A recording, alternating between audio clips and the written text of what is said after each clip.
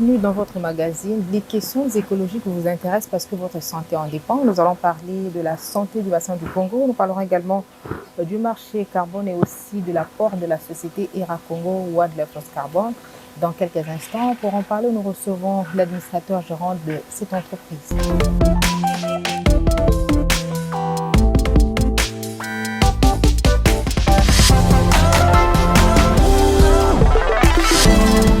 Professeur Jean-Robert Bongo, nous savons que ce n'est pas un premier passage sur ce plateau écran vert. Vous êtes professeur, vous êtes administrateur gérant, mais nous préférons plus parler d'abord de votre apport scientifique. Aujourd'hui, le bassin du Congo est présenté comme étant le premier poumon vert de la planète. Votre perception? Bon, c'est plutôt le deuxième. Il y a d'abord l'Amazonie. Ensuite, le bassin du Congo, c'est le deuxième poumon vert. Alors, on les considère comme étant le premier rempart. Pour certains scientifiques, le bassin de l'Amazonie n'est plus en bonne santé. Bon, cela n'engage que l'auteur. Moi, je pense qu'il y a des choses qui sont quelquefois exagérées. En tant que spécialiste, je pense qu'il y a une très très grande partie du bassin de l'Amazonie qui reste pristine. Il est important de signaler que du fait que le bassin du Congo, c'est le bassin le plus sec de tous les trois bassins. Vous savez que les précipitations moyennes au niveau du bassin du Congo tournent autour de 2000 mm d'eau par an, alors qu'ils sont à 3000 dans les deux autres bassins. Donc du fait que c'est un bassin sec, il attire des espèces aussi caractéristiques de ce type de climat. Et ensuite, il a une plus grande variété des espèces, notamment endémiques, à la fois de la faune et de la flore. C'est pour ça que, à mon sens, il est beaucoup plus important à cause de ces centres d'endémisme et à cause de sa grande variabilité, de l'hétérogénéité de la forêt et tout ça. Donc, mais je crois que quand même, tout compte fait, c'est le deuxième bassin, c'est le deuxième poumon mondial. Très utile face au changement climatique pour l'instant. Bon, par rapport au changement climatique, il faut se dire que on a accumulé une certaine végétation et donc un certain nombre de carbone dans cette végétation-là depuis des millénaires. Et ce carbone-là constitue ce qu'on appelle le facteur d'émission, c'est-à-dire que si on détruit ces forêts-là actuellement, on va contribuer à l'augmentation probablement des gaz à effet de serre jusqu'à concurrence de 10 à 20% dans l'atmosphère, ce qui va contribuer à une augmentation des températures de manière significative. Donc c'est pour cette raison qu'il est important pour le climat global de protéger le bassin, sa végétation, mais ce n'est pas seulement pour le monde que nous protégeons notre végétation, c'est pour nous-mêmes. Vous voyez, donc c'est pour nous-mêmes d'abord. Puisqu'il faut savoir que nos sols, contrairement à ce que les gens croient, les sols tropicaux sont très évolués et ne gardent pas la fertilité. Donc, il n'y a pas de fertilité dans nos sols. La fertilité est gardée dans la biomasse aérienne. Donc, lorsqu'on coupe, c'est pour cette raison que nos parents ont coupé et brûlé pour remettre la fertilité dans le sol avant de faire les cultures. Donc, c'est important pour nous-mêmes, pour notre propre agriculture, pour nos propres enfants, pour notre bien-être également. Parce qu'il faut savoir que la forêt emmagasine l'énergie le jour, la diffuse pendant la nuit. Donc vous avez, lorsque vous êtes dans la forêt, vous avez pendant la journée une sensation de fraîcheur. Vous avez une sensation d'une certaine fraîcheur, d'un certain bien-être. Mais si vous détruisez ce bien-être-là, vous voyez, nous avons déjà la moitié de notre pays qui est détruite. essayer de faire par exemple la route qui quitte Kaemba en plein dans la savane. Vous allez voir comment il est extrêmement difficile d'y naviguer. Donc nous avons besoin de la forêt pour nous-mêmes d'abord, ensuite pour le climat global. Est-ce que pour l'instant le langage de la forêt est compris ou encore l'alerte lancée par nos forêts est comprise? Je n'ai pas vraiment l'impression que tout le monde comprend ou que tout le monde parle le même langage. Vous savez que même si nous disons que la forêt est importante pour nous-mêmes, mais il y en a plusieurs, nous tous nous avons été éduqués à pouvoir détruire la forêt pour remplacer par des cultures, vous voyez? Et on ne savait pas en ce moment-là la densité démographique était aussi très faible, donc c'était des petites superficies qu'on devait détruire, mais tant qu'on est nombreux, ça va être des grandes superficies qui seront détruites. Et nous-mêmes, nous ne comprenons pas parce que nous avions déjà cette habitude-là, nous voulons continuer avec l'habitude de la destruction de la forêt. Ça, c'est la première incompréhension. La deuxième incompréhension, c'est celle des gens je vais dire, les plus nantis, hein, ceux qui polluent dans le nord, qui ont tendance à croire que le fait, c'est la déforestation qui est le facteur le plus important hein, dans l'augmentation des gaz à effet de serre. Ça, c'est carrément la loi du plus fort. Hein. L'augmentation des gaz à effet de serre est due essentiellement à l'utilisation des combustibles fossiles. Il ne faudrait pas qu'on vienne nous dire le contraire ici. Maintenant, nous avons dit que si nous détruisons la forêt, donc nous avons un facteur d'émission important qui va permettre à ce qu'il y ait des émissions dans l'atmosphère qui vont aussi contribuer entre 10 à 20% dans l'augmentation de la concentration des gaz à effet de serre dans l'atmosphère. Mais le facteur principal, ce n'est pas nous, ce n'est pas notre forêt. Le facteur principal, c'est l'utilisation des combustibles fossiles. Et aujourd'hui, vous avez vu que l'histoire, c'est l'ironie de l'histoire. Aujourd'hui, que les problèmes se posent à cause d'une utilisation tout à fait inconsidérée des combustibles fossiles, notamment dans le Nord. Aujourd'hui, avec la guerre en Ukraine, on est en train de vivre hein, et de comprendre combien de gigatonnes de combustibles fossiles sont utilisés rien qu'en Europe. Ça, ce sont des choses, c'est le premier facteur pour lequel on doit jouer si on veut stabiliser le climat. Maintenant, cela n'est pas une excuse pour qu'ici, on puisse commencer à détruire la forêt, parce que la forêt peut contribuer entre 10 à 20% également dans l'augmentation des gaz à effet de serre. Mais il faudrait que ces gens-là qui participent déjà à une augmentation substantielle des gaz à effet de serre puissent comprendre que nous avons des forêts qui peuvent également contribuer à une augmentation des gaz à effet de serre, mais qui ne le fait pas et que par voie de conséquence, il doit avoir une certaine compensation hein, dans ce sens. Ok, on va prendre la première rubrique qui est consacrée à l'éco-découverte. On se retrouve juste après. Éco-découverte.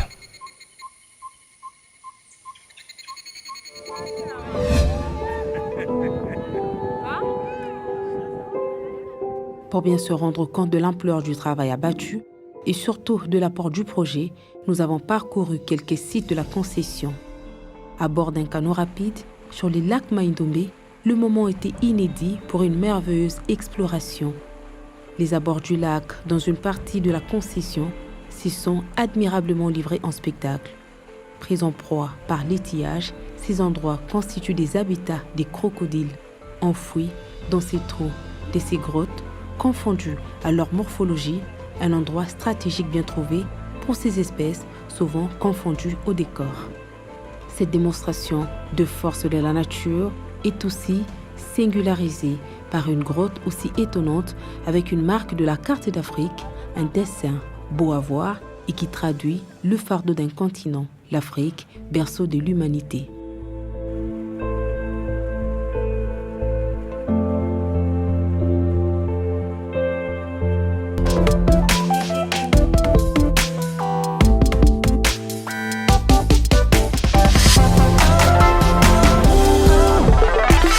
Alors, vous attelez plus sur les grands pollueurs. Qu'en est-il alors du principe pollueur-payeur? On peut comprendre que c'est un principe qui peine à décoller, qui peine à s'installer convenablement. Oui, parce qu'il n'y a pas une obligation pour que les pollueurs puissent payer. Donc, pollueur-payeur, c'est un slogan, ce n'est pas une obligation. Donc, aucun État dans le monde n'a obligé ces entreprises pollueuses à pouvoir payer pour la pollution. Personne ne le fait. Et comme tout le monde est conscient du danger, pourquoi ne pas intégrer l'aspect contraignant dans ce principe? Je crois que c'est difficile d'intégrer. Vous savez que tous les partis conservateurs en Occident, parce qu'il faut le dire, ce sont eux les plus grands pollueurs, tous les partis conservateurs en Occident sont contre une certaine taxation. Vous voyez, ils croient que c'est une taxe supplémentaire. Et tant que la taxe supplémentaire n'est pas un facteur pour améliorer la qualité de vie chez eux, tant que c'est pour améliorer la qualité de vie dans le monde entier, bon, tout le monde s'en fout. Et qu'est-ce que ça implique par rapport au vécu quotidien? Je crois que nous allons continuer à avoir une augmentation de gaz à effet de serre dans le monde jusqu'à ce que probablement il y ait une première catastrophe majeure, parce que jusque-là il n'y a pas de catastrophe majeure. Jusqu'à ce qu'on puisse avoir une première catastrophe majeure, en ce moment-là, on va probablement se dire que bon, il faut qu'on s'arrête quelque part. Mais pour le moment, c'est difficile. On peut comprendre que le blocage de la mise en œuvre du principe pollueur-payeur constituera aussi un frein par rapport au décollage du marché carbone. Oui, c'est essentiellement ça, parce que il y a seulement aujourd'hui, même avec l'augmentation des prix des crédits carbone sur le marché, il n'y a que quelques entreprises dans le monde qui achètent les crédits carbone.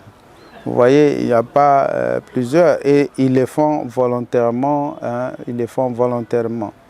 Les nations, il y a plusieurs nations qui produisent énormément de combustibles fossiles, notamment même en Europe.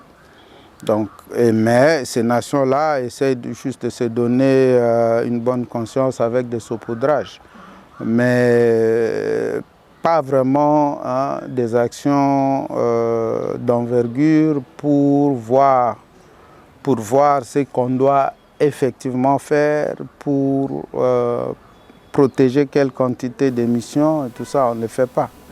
Alors, lorsque vous parlez de l'augmentation, c'est une augmentation de plus ou moins combien de pourcents? Parce que nous savons que le gouvernement congolais ne table que sur l'augmentation du coût, c'est-à-dire arriver à fixer par exemple une tonne à $100 américains sur le marché. Est-ce possible? Je souhaiterais que la tonne soit à $100. Ça, en tant qu'entrepreneur du secteur, je souhaiterais qu'il soit à $100, sauf que je ne pense pas que ce soit réaliste. D'abord,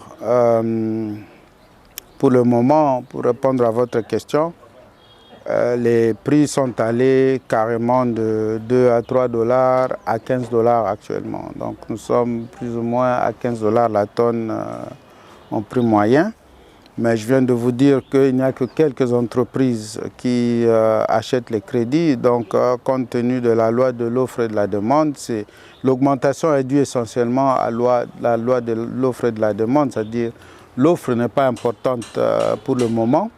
Mais vous savez qu'il y a maintenant beaucoup d'entreprises privées qui se lancent dans ce marché-là parce qu'il devient important et assez lucratif.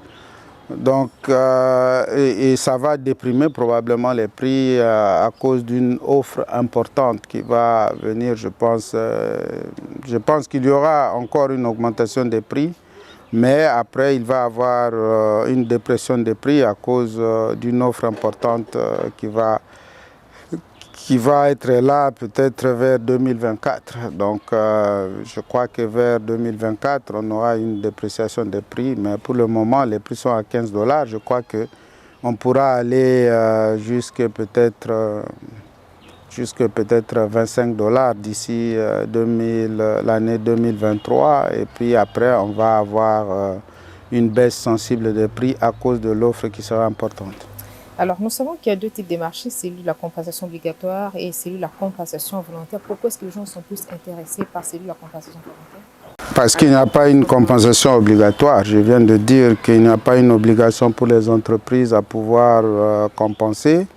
Et donc même sur les marchés compliants, il n'y a pas une obligation, des États ou des législations à pouvoir acheter les crédits pour compenser. Donc tout ce qui reste, ce sont les entreprises qui volontairement acceptent d'acheter les crédits. C'est pour cette raison que la plupart des gens sont dans les marchés volontaires. Nous sommes aussi dans les marchés volontaires. Vous avez vu, la question que vous posez, vous avez normalement la réponse parce que vous travaillez beaucoup sur le Maïndombe.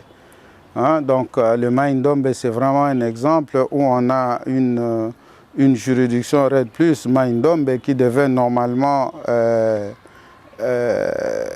accéder au marché compliant. Hein? Mais malheureusement, vous connaissez les difficultés qu'il y a à pouvoir accéder sur ce marché compliant. Ensuite, il y a un projet qui a accès sur le marché volontaire. Et aujourd'hui, lorsque vous faites la comparaison entre les deux, je crois que vous n'allez pas choisir le marché compliant. Qui fixe le prix du quota carbone? Non, les prix sont fixés par la loi de l'offre et de la demande. Et comment se fait la répartition avec les communautés? Pour nous, nous avons un contrat avec le gouvernement de la République démocratique du Congo. Et suivant ce contrat-là, nous rétrocédons 50 cents par tonne sur tous les crédits que nous avons produits normalement avant 2016, parce que nous n'avons pas encore produit les crédits de 2017 à 2021. Donc nous sommes dans le processus pour obtenir la certification, mais nous n'avons pas encore la certification. Donc même si nous avons évidemment de la clientèle, donc nous avons un nombre de clients qui se sont alignés pour acheter ce crédit-là, mais nous ne les avons pas encore.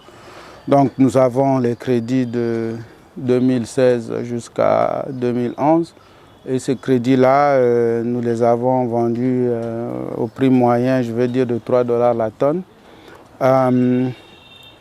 Et maintenant, nous rétrocédons 50 cents la tonne pour les communautés et on partage les bénéfices à parts égales avec le gouvernement de la République démocratique du Congo. La conservation fait partie de l'éco-créativité. On va prendre cette rubrique, on se retrouve juste après. Éco-créativité.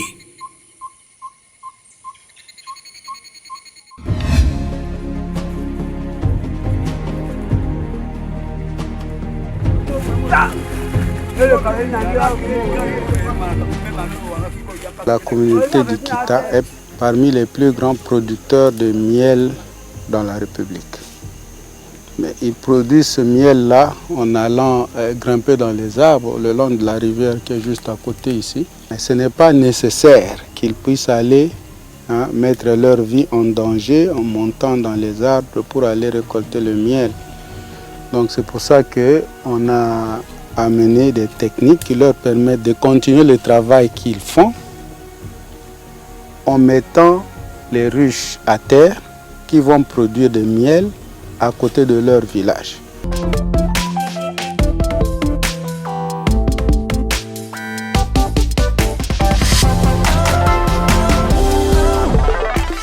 Alors professeur, est-ce que vous pouvez avoir une idée sur le nombre de tonnes que vous avez déjà vendues? Bon, jusque-là, je crois que nous avons vendu un peu plus de 3 millions de tonnes. Nous avons vendu un peu plus de 3 millions de tonnes. Mais nous avons été tellement en difficulté en 2016 que nous étions obligés de prendre un prêt garanti par les crédits carbone. Donc nous avons pris un prêt que nous avons nanti les 8 500 000 tonnes auprès d'un créancier. Et ces crédits ne sont pas encore retirés jusque-là, mais pour l'instant, voilà, nous avons vendu plus ou moins dans l'ordre de 3 millions de tonnes de crédits. Et nous avons, aujourd'hui, nous sommes alignés pour une production de probablement 14 millions de tonnes pour 2016, 2017, 2018, 2019 et 2020. Est-ce que vous arrivez également de connaître les invendus? Beaucoup, tous les crédits. Jusque-là, dans l'inventaire des crédits que nous avons encore, ici, il y a des crédits de 2011 que nous n'avons pas vendus. Il y avait des crédits de 2012. De 2011, nous avons nous avions encore 1 million de tonnes, si je ne me trompe pas, des crédits de 2011 et 2012 qu'on n'avait pas vendus. Bon, pour le moment, ces crédits-là ont été alignés. Il y a un créancier, je vais vous dire, c'est Delta Airlines, qui a pratiquement acheté tous les crédits qui étaient disponibles dans le monde. Et ils ont pris aussi les crédits de cet inventaire-là à 7,5 $. Évidemment, nous avons un broker, donc un broker qui prend 1,5 $. Donc nous avons vendu pratiquement à 6 $ la tonne. Alors, avec toutes les contributions de la société ERA Congo et les autres qui travaillent dans ce domaine de la conservation, quel est le message que vous pouvez lancer aux autres personnes qui sont plus tentées par l'exploitation forestière? Bon, vous savez, il faut dire ceci. L'exploitation forestière est là et il doit être là. Nous avons tous besoin d'avoir des portes, des fenêtres, des chevrons, de madriers pour la construction. L'exploitation forestière, il est là pour rester. Mais ce qui doit être fait, c'est une exploitation forestière durable. Et l'exploitation forestière durable est également éligible au marché carbone. C'est ce qu'on appelle le processus IFM, Improved Forest Management. Donc, aménagement forestier amélioré. Alors, dans ce processus-là, un exploitant peut à la fois vendre du bois et gagner en termes de crédit carbone, notamment avec une exploitation à faible impact. On peut estimer le nombre d'arbres qui auraient pu être détruits si on n'avait pas utilisé une méthode d'exploitation à faible impact. Et avec des poches d'aménagement, de l'enrichissement. Vous savez que l'INERA avait fait plein d'études dessus, notamment l'enrichissement de la forêt. Donc, ces entreprises forestières-là sont là pour rester. Ils ne sont pas là pour partir. Néanmoins, ils peuvent aussi bénéficier du marché carbone. Ensuite, nous ne pouvons pas dire que nous avons aujourd'hui, pour moi, d'après mes propres études, 125 millions d'hectares de forêt. Il y en a qui parlent de 150 millions d'hectares. Moi, je dis 125 millions d'hectares de forêt que nous avons. De vos propres données? Oui, sur base de mes propres interprétations des images satellites, je crois que nous avons 128 millions d'hectares de forêt. Et sur ces 128 millions d'hectares de forêt, nous ne pouvons pas dire qu'on va mettre 128 millions d'hectares de forêt à l'exploitation forestière, ni même à la conservation. Donc, il faut qu'il y ait un certain équilibre. Pour le moment, avec les prises actuelles et la structure des paiements aux communautés et à l'État, le système de la conservation semble être le meilleur. Mais je crois que si on se met à faire de l'exploitation forestière durable, on peut aussi arriver à avoir un système qui rétribue davantage l'État et les communautés par rapport à ce que nous avons actuellement. Et si on arrive à le faire également, on peut obtenir un relèvement de prix, un relèvement de prix sur le marché international. Mais il faut ne pas oublier que nous avons un marché intérieur du bois qui est important, parce que le bois coûte quand même assez cher ici même en RDC au mètre cube. Quelquefois, je crois qu'à un moment donné, vers 2002, les bois rouges coûtaient $200 la tonne à l'export, pendant que le mètre cube ici était à 300 quelques dollars, tu vois, sur le marché local. Donc, il faut développer le marché intérieur, et il faut aussi développer davantage la transformation, et il faut également créer des produits ici localement. Ça, ce sont des éléments qui vont faire en sorte que notre système d'exploitation forestière puisse aller de l'avant. Alors, vous voulez que le système d'exploitation forestière de la République démocratique du Congo puisse aller de l'avant. Est-ce que pour l'instant, il y a une nécessité d'augmenter, par exemple, le nombre d'exploitants et votre lecture par rapport à la levée ou non du moratoire de la réserve? C'est deux questions différentes. Je peux vous dire que augmenter le nombre d'exploitants forestiers, augmenter en termes de superficie pour le moment, non. On a presque 20 millions d'hectares qui sont mis à l'exploitation forestière. Et sur ces 20 millions d'hectares, il n'y a que probablement 10% qui est mis effectivement à l'exploitation forestière. On n'a pas besoin d'augmenter la superficie d'exploitation. Il faut simplement voir, viabiliser le système d'exploitation forestière que nous avons actuellement. Ça, c'est un premier problème. En ce qui concerne le moratoire sur l'exploitation forestière, bon, je ne crois pas qu'il y ait un pays dans le monde qui a un moratoire sur l'exploitation forestière. Vous voyez, ceux qui imposent le moratoire en RDC doivent d'abord commencer par imposer le moratoire sur l'exploitation forestière dans leur propre pays. Vous voyez? Donc c'est quelque chose qui avait été mis en place par M. Banamouere en 2002 et qui a fait assez de mal à l'industrie forestière. Ce qui voudrait dire que les bons exploitants ne peuvent pas venir parce qu'ils seront en situation illégale. Et nous avons les mêmes exploitants qui n'ont certainement pas le moyen de réinvestir ou de réinventer leurs outils de production à cause des prix de vente du bois. Maintenant, est-ce que l'on doit lever? La question n'est pas sur la levée du moratoire. La question, c'est est-ce qu'on doit lever le moratoire sans remplir les conditionnalités? C'est là le problème. Parce qu'il y a des conditions pour lever le moratoire. Il faut remplir ces conditions-là avant de lever le moratoire. Mais je veux dire que le gouvernement de la RDC doit prendre la décision qui est plus appropriée dans l'intérêt de la République démocratique du Congo. Ce n'est pas dans l'intérêt du climat mondial, ce n'est pas dans l'intérêt de qui que ce soit d'autre, c'est dans l'intérêt du peuple congolais qu'il faut prendre cette décision-là de lever ou pas du moratoire. Le problème est qu'il faut mettre sur place ou sur pied un système de gestion forestière approprié et convenable. Vous voyez, donc dès qu'on a un système approprié, un système convenable d'attribution des concessions forestières et transparent, à mon sens, le moratoire ne sert à rien, mais lorsque le système n'est pas transparent,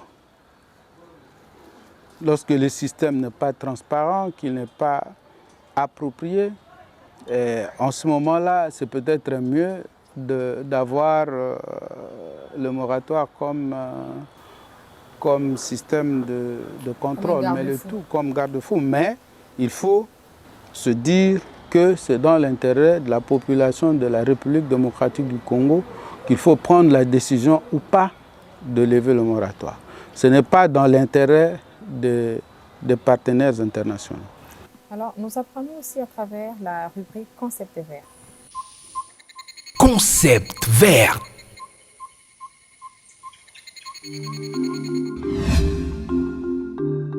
L'oscillation Madden-Julienne, OMG, est un phénomène anormal de fortes précipitations le long de l'équateur à l'échelle planétaire. Il se caractérise par une progression graduelle vers l'est des zones de pluie tropicales et des zones sèches concomitantes.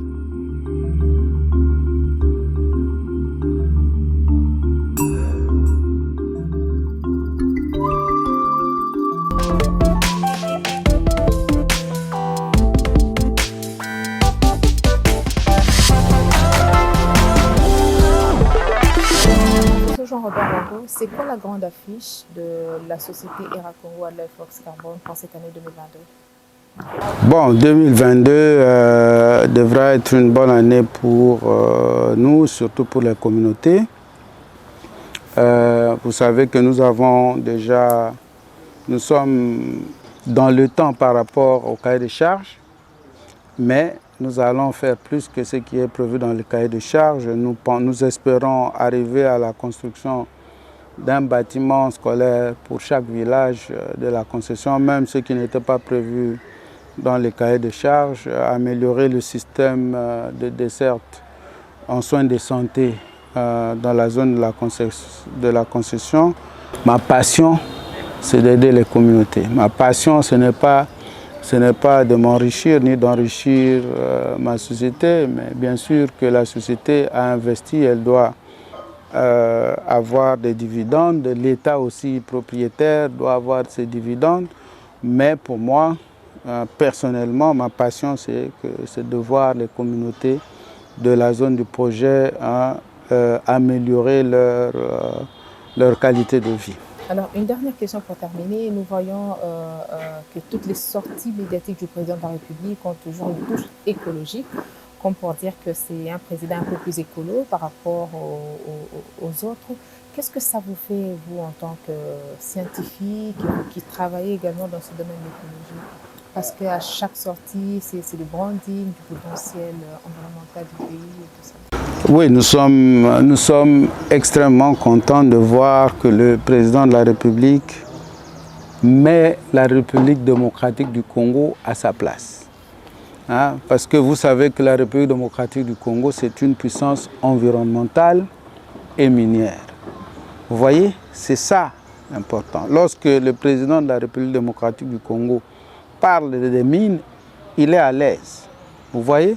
Et lorsqu'il parle aussi de l'écologie, il est à l'aise parce que c'est une grande puissance environnementale dans le monde et ce n'est que normal. Et il faut remercier ce président ici puisqu'il donne à l'environnement la place qu'il mérite. Vous voyez, depuis plusieurs années, le ministère de l'Environnement avait toujours été un ministère. Maintenant, il est une vice-primature. Vous voyez? Donc, c'est pour vous montrer comment le président donne de l'importance à ce facteur-là. En fait, si nous ne protégeons pas notre environnement, qu'est-ce qui va nous arriver? Le président le sait. Tu vois, c'est un fils du pays, il sait que nous devons protéger l'environnement, il sait que nous sommes une puissance environnementale, il sait que notre environnement doit nous donner une rétribution importante. Et c'est pour cette raison que le président parle de vendre le crédit carbone à $100. Vous voyez, même si je trouve que c'est trop ambitieux de croire qu'on peut vendre les crédits à $100, mais vous savez que ça montre l'importance qu'il donne à ce secteur de l'environnement. Et c'est ça qui est important. Professeur Jean-Robert Bongo, nous vous disons merci d'avoir répondu à nos questions. C'est moi qui vous remercie, madame. À très bientôt. À bientôt.